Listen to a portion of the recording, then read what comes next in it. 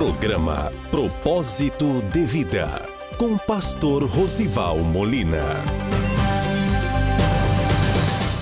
Olá, bom dia. Mais uma vez, é uma grande alegria estar com você nesta manhã para junto meditarmos na palavra do Senhor.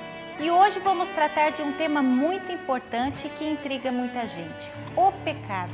Algo que tem destruído muitos sonhos e promessas na vida das pessoas. A palavra de Deus diz no livro de Isaías 59, versículo 2, o seguinte: Mas as vossas iniquidades fazem divisão entre vós e o vosso Deus, e os vossos pecados encobrem o seu rosto de vós, para que vos não ouça. Várias pessoas em certas ocasiões questionam determinados acontecimentos de suas vidas e tentam encontrar respostas. Outras ainda não conseguem entender o agir de Deus no seu cotidiano. Muitas delas se entristecem pelo silêncio de Deus em suas vidas e aguardam há anos as promessas se cumprirem.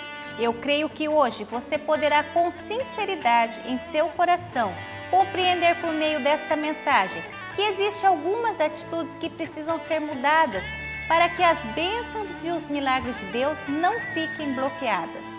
Fique conosco, assista esta mensagem e comece a desfrutar de uma nova vida.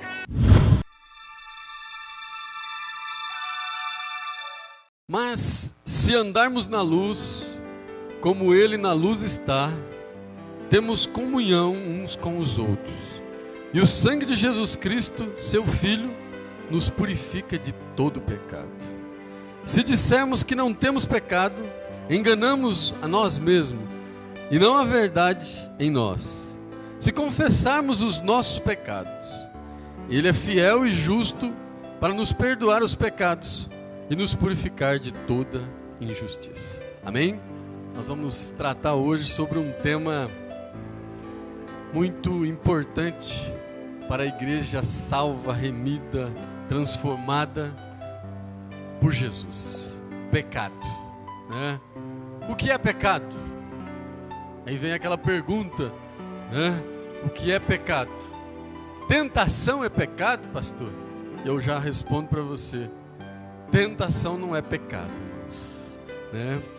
Tentação é algo assim que até Jesus foi tentado, mas em todas as coisas Ele venceu. Foi apenas tentado. Então, tentação até Jesus passou, né? Mas não é pecado. Pecado, como diz no livro de 1 Tiago capítulo 1, verso de número 14, é quando a concupiscência, né, vai sendo engodada, vai sendo alimentada e se transforma em pecado. Concupiscência, na verdade, irmão, é o seu desejo. Quando o seu desejo vai começando a ser alimentado, vai começando a ser engodado, então ele pode se transformar em pecado. Então pecado, irmãos, é errar o alvo, errar a direção, se desviar da rota. No mundo jurídico, no mundo dos advogados, existem dois tipos de leis. Eles chamam de leis objetivas e leis subjetivas.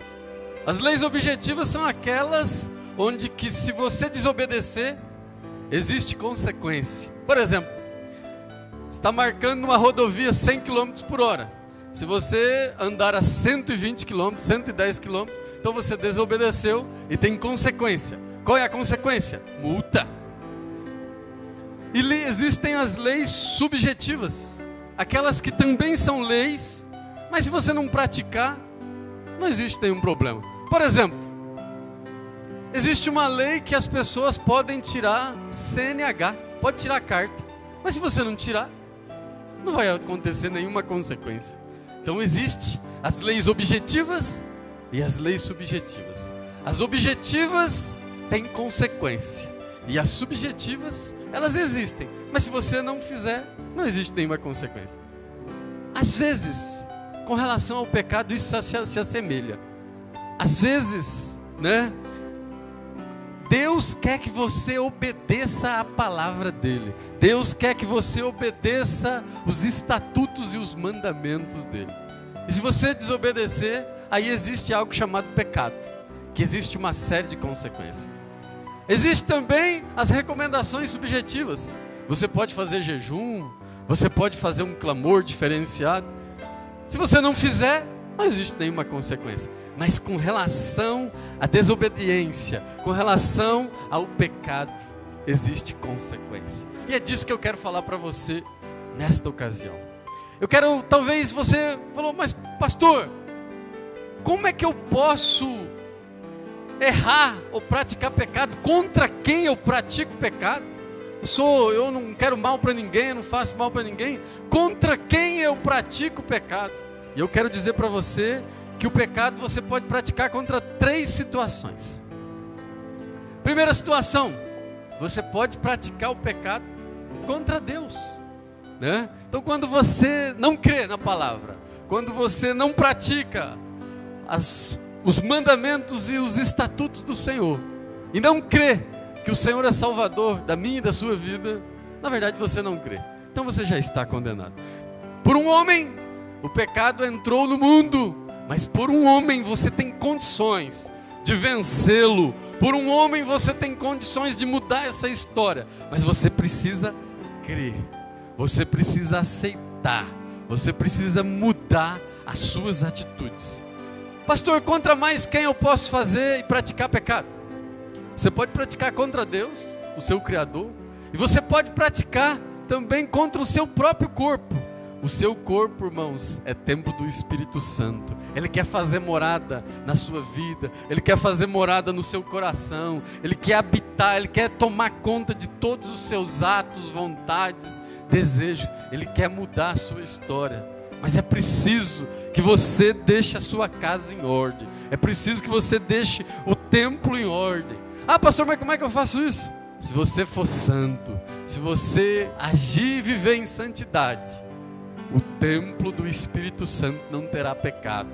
O templo do Espírito Santo andará em santidade. E o Senhor vai habitar nesse templo da sua vida, do seu coração, da sua casa, de toda a sua existência. Então, se você andar em santidade, se você andar segundo a vontade do Pai, não segundo a sua vontade, você dará morada ao Espírito Santo de Deus. Pastor, eu posso pecar então contra Deus, contra o meu corpo, e mais contra quem? Contra o seu próximo, contra o seu semelhante, contra aquele que te acompanha, te rodeia, está próximo de você. A Bíblia diz que nós devemos e pecamos por fazer o mal, mas também nós pecamos por deixar de fazer o bem. Então, se o seu semelhante precisa de algo, está no teu alcance, você pode fazer, você pode realizar, você pode estender as mãos e não faz, a Bíblia diz que você então comete pecado. Às vezes, irmãos, você está no lugar certo, na hora certa, da forma certa. Deus te colocou estrategicamente naquele lugar. Deus te colocou estrategicamente perante e para ajudar aquela pessoa. E você se omite, e você não estende a mão. A Bíblia diz, no livro de Mateus 22, 39, que nós devemos amar a Deus, é um mandamento, né? Recentemente eu descobri que amor é um mandamento, não acontece natural. Você decide amar a Deus, você decide amar as pessoas, você decide pelo amor. E a Bíblia diz no livro de Mateus 22, 39 que nós devemos amar a Deus de todo o nosso coração, de toda a nossa alma, de todo o nosso pensamento. Aí no verso 39 diz, e amar ao teu próximo como a ti mesmo. É assim que você vai evitar o pecado como teu semelhante. O que não é bom para você, não é bom para o outro.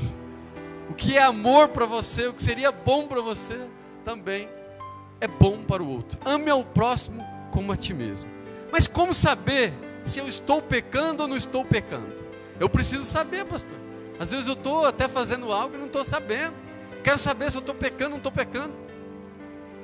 E agora eu vou te dizer como você descobre se você está pecando ou não está pecando, né? A Bíblia diz que existem algumas maneiras. Eu vou citar aqui mais 4 delas que você sabe se você está ou não em pecado. Deus usa essas 4 formas, esses 4 jeitos, para que você saiba se está ou não pecando. O primeiro jeito, irmão, o Espírito Santo de Deus fala ao Espírito Santo do homem, né? O Espírito Santo de Deus começa a te incomodar. O Espírito Santo de Deus começa a te deixar aflito, te deixar incomodado. Existe uma coisa chamada consciência, né? Que alguns dizem que está pesado, mas não está pesada, né? É porque o Espírito Santo começa a incomodar.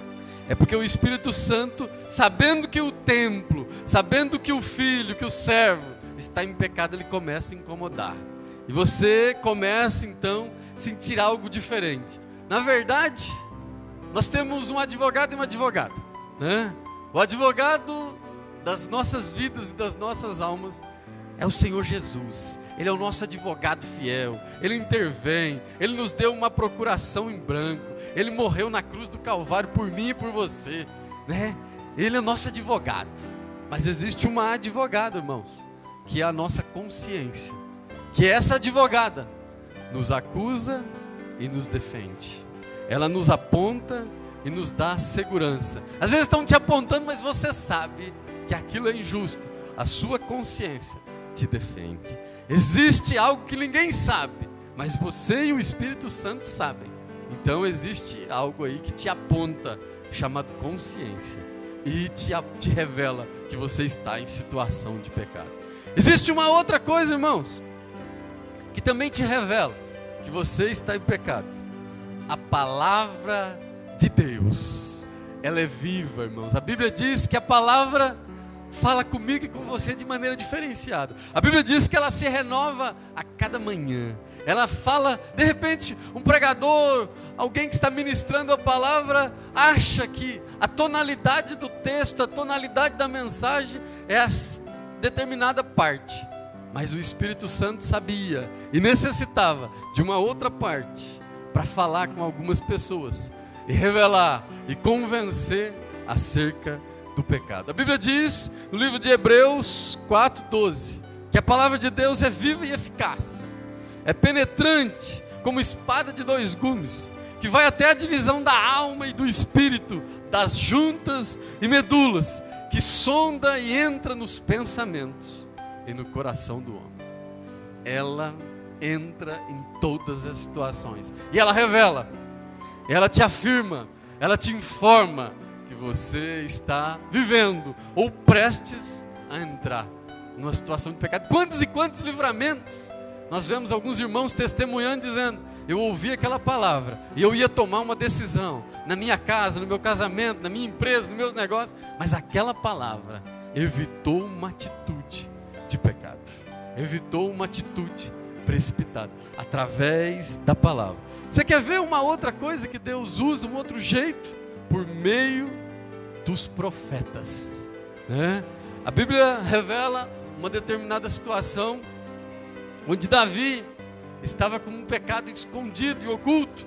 Havia dormido com a mulher de Urias e havia enviado os seus soldados para colocar Urias, o seu general, na frente da batalha, para que ele fosse morto logo de início, né? Para que acomodasse, escondesse aquele pecado. Mas a Bíblia diz que Deus usou um outro jeito, usou o seu profeta Natã, né? A Bíblia diz lá no livro de 2 Samuel, capítulo de número 12, verso de número 1 em diante, a Bíblia diz que Natã então faz uma analogia. Um homem muito rico, tinha vários gados, vacas, e um outro um pouco pobre, só tinha uma ovelha que foi criada com eles, né? E aquele rico vem e toma aquela ovelha daquele homem pobre que só tinha ela. O que nós devemos fazer com ele, né? E a Bíblia diz então que Davi, o rei Davi, se levanta: mate esse homem, né? Nós devemos ceifar a vida desse homem. E a Bíblia diz que o profeta então levanta e fala assim: este homem é você. Deus às vezes usa os profetas para revelar a nossa situação de pecado e de adversidade. Uma última maneira, irmãos, Deus nos anuncia o pecado por meio do Espírito Santo. Deus nos anuncia o pecado por meio da palavra. Deus nos anuncia por meio dos profetas, mas também às vezes Ele faz isso de maneira direta, faz direto com você. né? Às vezes você tem um sonho, às vezes tem uma situação, às vezes ele fala com você, você ouve situações, ele fala diretamente. A Bíblia diz que aconteceu isso com Saulo, que depois, mais tarde, veio se chamar Paulo, né?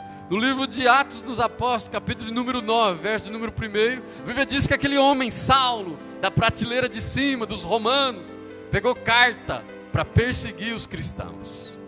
E a Bíblia diz, então, que no caminho que ele ia para Damasco, apareceu um grande clarão, e literalmente ele caiu do cavalo, e falou: Senhor, Senhor, o que acontece, quem é? E aí a Bíblia diz que ele ouve uma voz que dizia: Saulo, Saulo, por que me persegues? E ele diz: quem é? Eu sou Jesus a quem tu persegues. Às vezes, irmãos, Deus vai falar com você diretamente. Às vezes Deus vai falar através de um sonho. Mas aí você vai falar: pastor, eu sei então que Deus fala através do Espírito Santo, da palavra, dos profetas. E às vezes Ele fala diretamente comigo. Depois que eu descobri que eu estou pecando, pastor, o que eu tenho que fazer? Eu quero arrumar isso logo. Depois que eu descobri, eu estou pecando, eu quero resolver isso. O que eu faço? O que você deve fazer, irmãos, depois que você descobriu que está pecando, talvez voluntário, involuntariamente, talvez consciente ou inconscientemente, a Bíblia diz que você deve confessar: pai, pequei contra ti. Esposa, pequei contra ti. Esposo, pequei contra ti. Filho, pequei contra ti. Confessa e deixa o pecado. E a Bíblia diz que esses que confessam e deixam alcançarão misericórdia. Mas no meio do povo, irmão, nós sabemos que tem 3 tipos de pessoa. Nós sabemos que tem aqueles que pecam, mas não confessam, continua pecando. Nós sabemos que existe aquele que peca, confessa: não, eu errei. Tem gente que é assim, artista em pedir perdão para os outros. Ele não tem problema nenhum em pedir perdão, pede perdão um atrás do outro, né? Na verdade, você já sabe que o sujeito está vindo, eu já sei que é perdão que ele vai pedir, né? A Bíblia diz que existe aquele que confessa, mas não deixa de pecar, né? Esse, irmãos, ele não cumpriu o mandamento que diz aqui em Provérbios 28. Ele só confessou, mas não deixou. E existe aquele que confessa e deixa os pecados. Então a Bíblia diz que esse alcança misericórdia. Mas pastor, quais vão ser as consequências de deixar e de não deixar de pecar? E agora eu quero falar com você. Talvez você está vivendo uma situação de pecado e está tão difícil deixar isso. Como vamos até falar de uma outra linguagem mais moderna, está tão gostoso esse negócio aí que você está fazendo, né? Está tão assim, agradável, né? Você até quer deixar, mas não consegue. Parece que é mais forte que você. Quero te dizer que Deus é poderoso. Deus é poderoso para enviar o Espírito Santo para te fortalecer, para você sair, mudar essa situação. Talvez alguns de vocês que estão ouvindo e vendo essa situação de pecado falam assim: mas se eu deixar isso eu vou perder muita coisa. Eu tenho que abrir mão de muita coisa, né? Como dizia Pedro falou assim: Senhor, nós deixamos casa, filho, pais, tudo para te seguir, o que nós vamos ganhar com isso? Às vezes você está pensando assim: eu vou largar esse pecado para seguir a Jesus, o que eu vou ganhar com isso? E o Senhor Jesus respondeu a Pedro e disse: aquele que deixa casa, pais, filho, esposa, tudo para me seguir, recebe 100 vezes mais nessa vida, e por fim recebe a vida eterna. Você não vai perder nada, com o Senhor você não perde nada. Mas eu quero falar para você quais são as consequências de deixar e de não deixar o pecado. Eu quero falar para você o seguinte: primeira coisa, o pecado bloqueia e cauteriza a sua mente. Você sabia disso? O pecado bloqueia e cauteriza a sua mente. Você não consegue ter nada de bom na mente. Só vem coisas más, né? Só vem coisas escusas. A Bíblia diz que aquele que peca, aquele que é pecador, aquele que vive em meio ao pecado, está lá no livro de 2 Timóteo, capítulo de número 3, verso de número 2. São amantes de si mesmos, são avarentos, são presunçosos, blasfêmios, desobedientes de pai e mãe, ingratos, profanos, não têm afetos, cruéis e sem amor. Mas a Bíblia diz, irmãos, que para que você tenha sabedoria, para que você saiba o que fazer, onde fazer, como fazer, o remédio é o temor do Senhor, se você tiver o temor do Senhor, deixar o pecado, confessar ele, por temor ao Senhor, Deus vai te dar sabedoria. Por mais difícil, por mais complicada que seja a situação, a crise, a adversidade, o relacionamento, Deus vai te dar uma estratégia. Você vai passar por esse campo minado e vai sair ileso, porque Deus vai te dar sabedoria.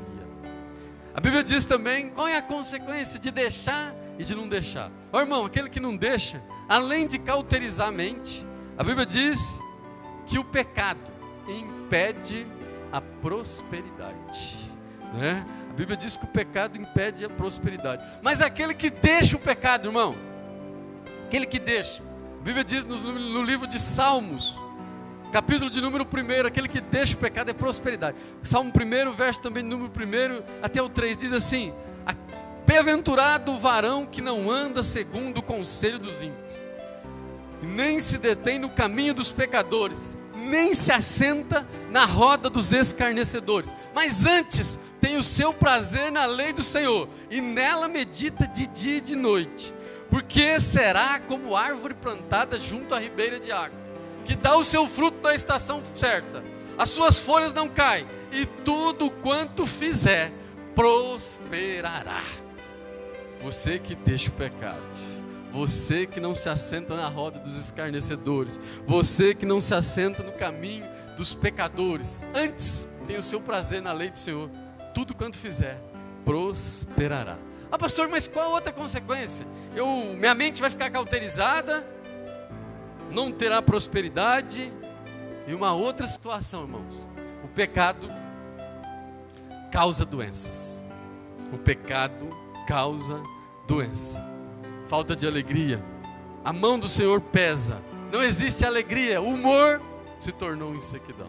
Mas eu quero falar para você agora daquele que deixa o pecado. Está no livro de Isaías, capítulo de número 53, verso de número 4.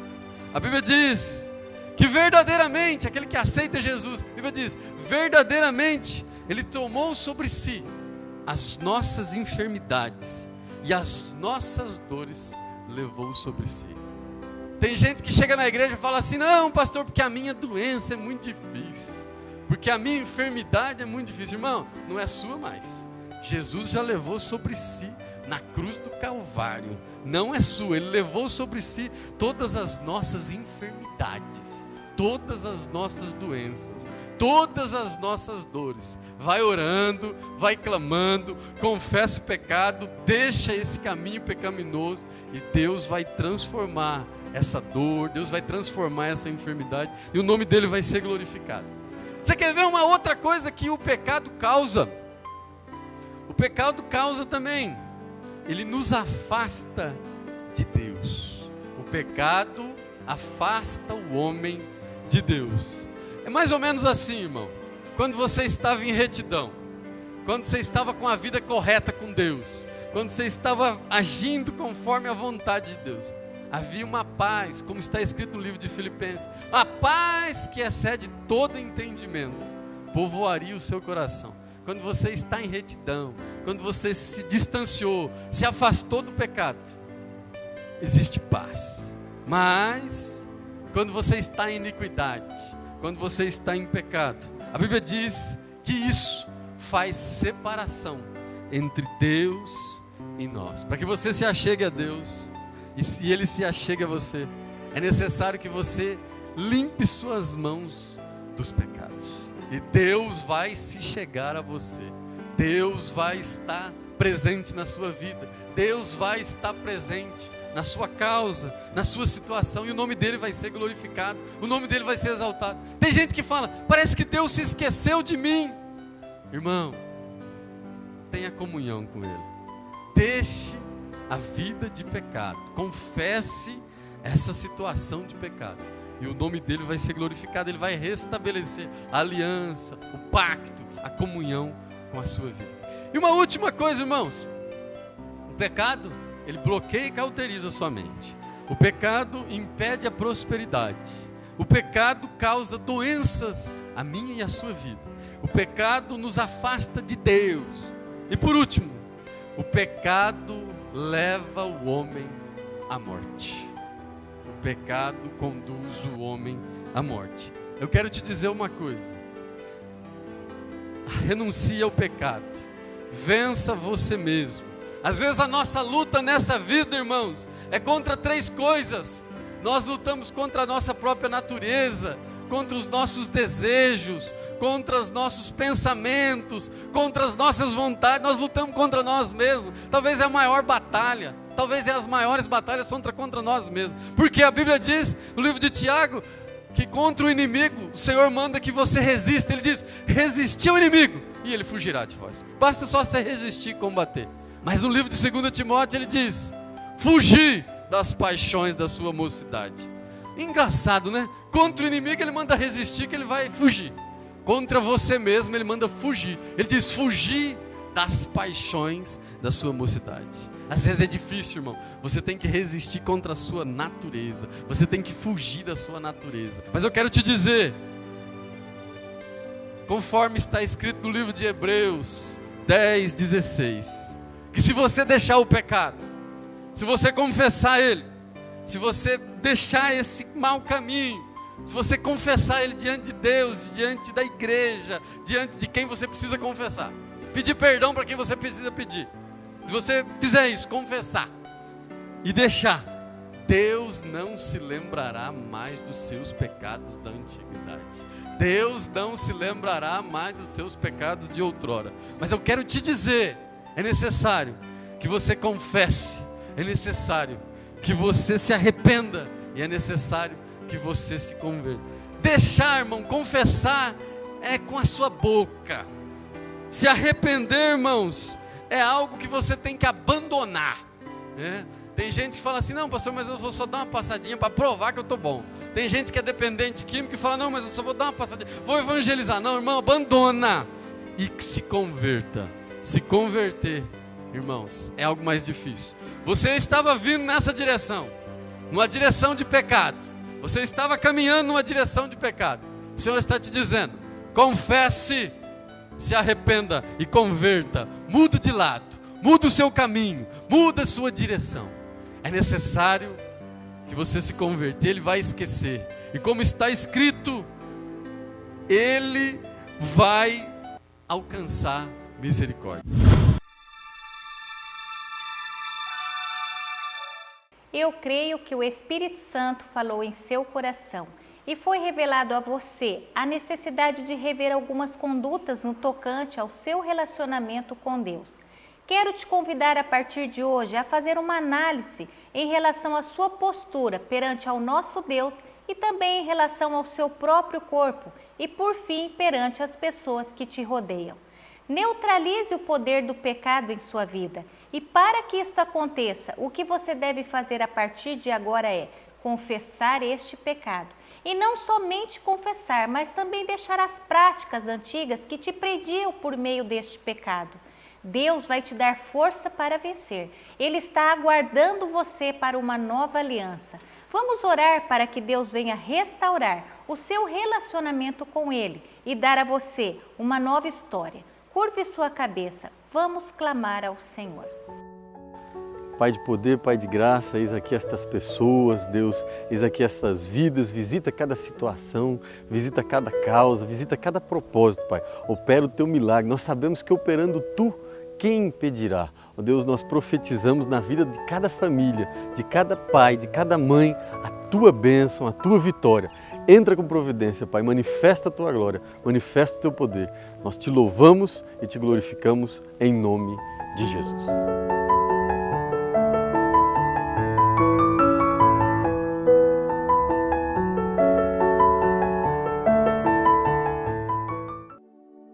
Associação Projeto Vida.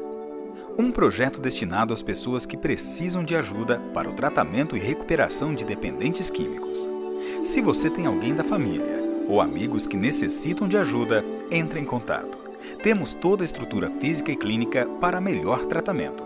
Entre em contato. Estaremos prontos a atender. Fone 3909-1482. Associação Projeto Vida, em Álvares Machado.